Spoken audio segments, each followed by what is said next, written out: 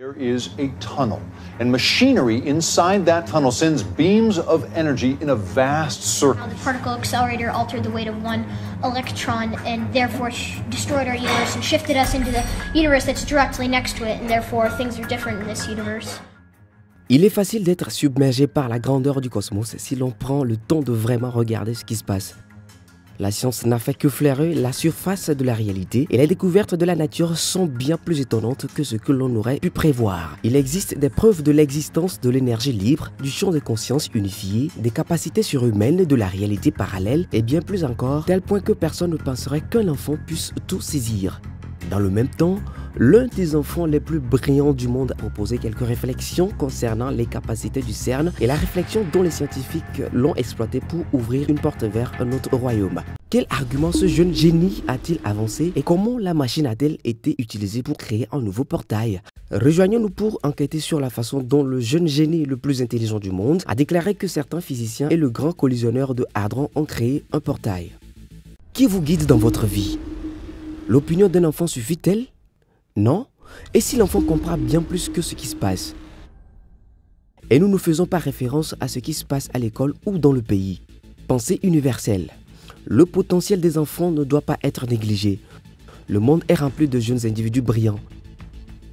Il y a des enfants comme Malala Yousafzai qui accomplissent un travail incroyable et obtiennent une reconnaissance internationale pour leurs activités inspirantes. À 21 ans, Elizabeth Nance a travaillé à Johns Hopkins pour créer des monoparticules capables de pénétrer dans le tissu cérébral. L'intelligence n'a pas de limite d'âge et des idées exceptionnellement remarquables sont fréquemment reconnues. Il y a aussi des enfants comme Max Laughlin. L'idée de Max concernant le grand collisionneur de Hadron a suscité l'inquiétude des experts du monde entier.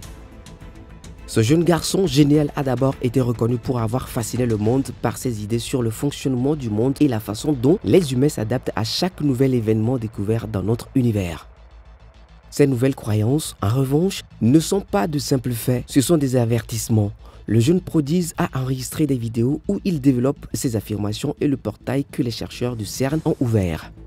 Pour ceux qui l'ignorent, il est ainsi un inventeur ayant créé une machine à énergie libre à l'âge de 13 ans qu'il a exposée et dont il a expliqué comment elle pourrait changer la façon dont les humains vivent et surtout la planète.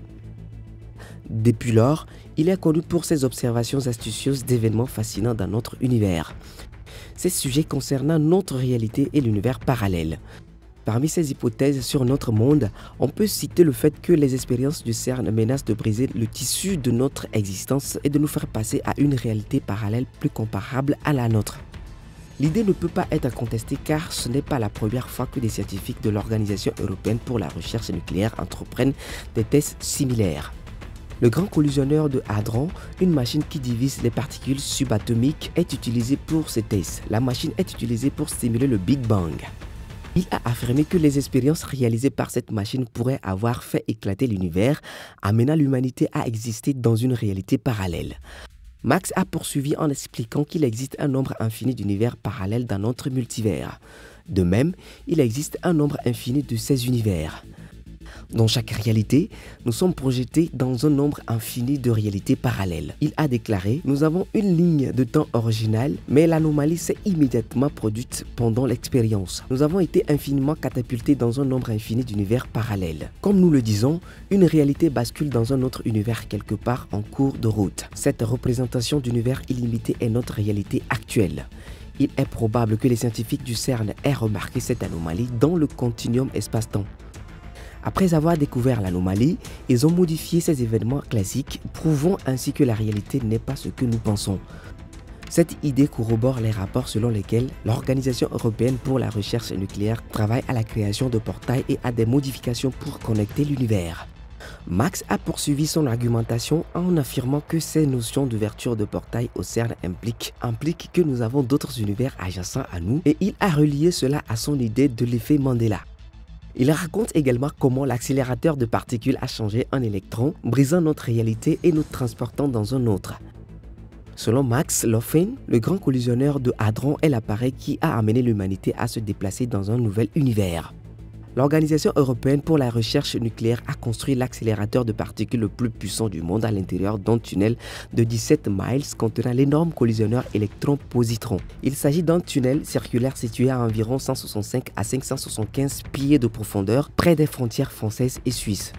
Le grand collisionneur de Hadron est conçu pour faire entrer en collision deux faisceaux de particules et en étudier ensuite les effets. Lorsque la collision est terminée, les scientifiques voient les atomes et les molécules ainsi que les résultats produits par la physique. En dehors de la théorie de Laughlin, le grand collisionneur de Hadron est considéré comme un destructeur depuis la présidence de Bill Clinton. Lorsque le grand collisionneur de Hadron était encore en phase de conception, de nombreux experts ont prédit qu'il générait un trou noir dévorant notre monde. Certains ont insisté. Francesco Calogero, physicien nucléaire à l'Université de Rome et co-lauréat du prix Nobel de la paix en 1995, a publié en 2000 un article intitulé « Une expérience de laboratoire pourrait-elle détruire la planète Terre ?» Cet essai a déclenché une série de débats interminables qui ont duré des années. Ces débats portaient sur la question de savoir si le grand collisionneur de Hadron allait ou non détruire notre monde. L'article a été largement discuté et est même apparu dans le Daily Show de John Oliver en 2009. Dans cet épisode, John a interviewé un professeur de physique qui a déclaré que l'expérience avait une probabilité sur 2 de produire un trou noir puissant capable de détruire la Terre.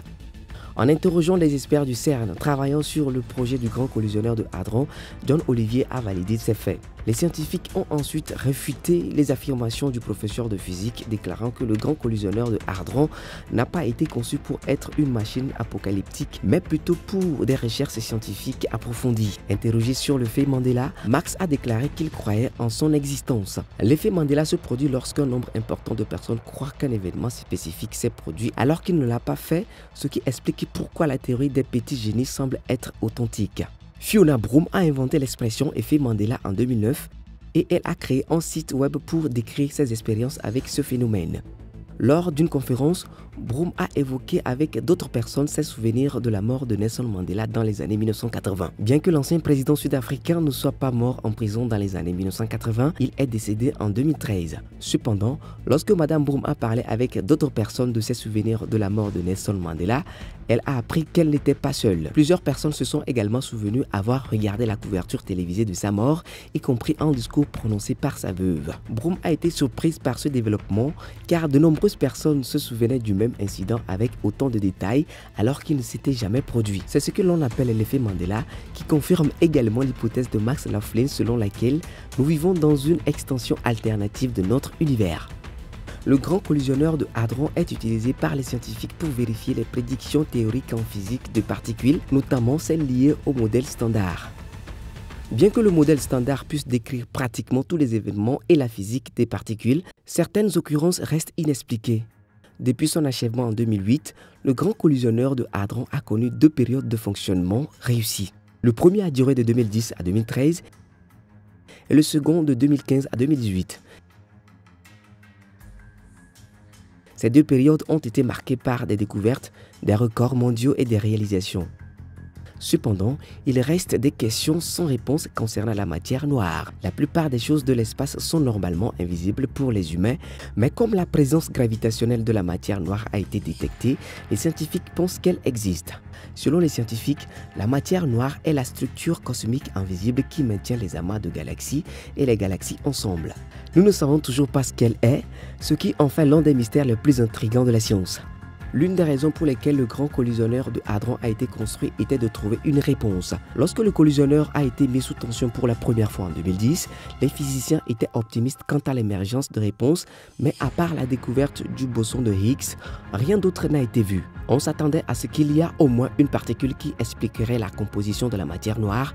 Cependant, il n'y a pas eu de découverte supplémentaire. Le grand collisionneur de Hadron a été arrêté après son 2e passage en 2018 pour améliorer la maintenance. Il a réouvert le 22 avril 2022 après une période de 3 ans de réparation et de mise à niveau. Le 3e passage a été accompli le 5 juillet, un jour après le 10e anniversaire de la découverte du boson de Higgs. Un autre événement important s'est produit en janvier de cette année lorsque des scientifiques du CERN ont annoncé la découverte de particules X. Compte tenu de leur caractère mystérieux, les particules X ont reçu le nom approprié. Elles ont été identifiées pour la première fois parmi les milliards d'autres particules à l'intérieur du plasma quark gluant du grand collisionneur de Hadron. Les scientifiques ont retracé la naissance des particules X à quelques millionièmes de secondes après le Big Bang, lorsque le cosmos n'était rien de plus qu'une soupe de plasma extrêmement chaude à des milliards de degrés remplis de quarks et de gluons. Ce sont des particules élémentaires qui se refroidissent et s'unissent pour devenir les protons et les neutrons plus stables que nous connaissons aujourd'hui. Une infinie partie de quarks et de gluons s'unissent avant de refroidir et génèrent une particule X de très courte durée de vie. Les chercheurs sont perplexes quant à la manière dont les particules élémentaires interagissent pour générer la structure de la particule X. S'ils parviennent à comprendre le processus de composition de la particule, les scientifiques auraient une meilleure compréhension des types de particules qui ornaient la surface de la Terre aux premiers instants de l'univers. Les chercheurs du CERN ont alors recréé la découverte de ces particules X en tirant à grande vitesse les unes sur les autres des atomes du plomb chargés positivement. Ce processus les fait entrer en collision, libérant les particules supplémentaires dans une brève explosion de plasma qui rappelle les premiers instants de l'univers. Mais ce n'était que la partie facile, le plus difficile était de rechercher les particules X parmi 13 milliards de collisions ioniques frontales. Le grand collisionneur de Hadron devrait rester opérationnel jusqu'en 2025, après quoi il sera arrêté pendant 2 ans pour permettre d'automodification et de nouvelles installations. Selon les scientifiques du CERN, le scénario de rêve serait que le LHC finisse par dévoiler la nature mystérieuse de la matière noire qui constitue la majeure partie de l'univers connu mais ne peut être observé directement avec les instruments ordinaires car des mesures correctes de la matière noire sont importantes pour prévoir l'expansion de l'univers. Nous vous invitons maintenant à nous faire part de vos réflexions sur le CERN et ses activités dans les commentaires ci-dessous.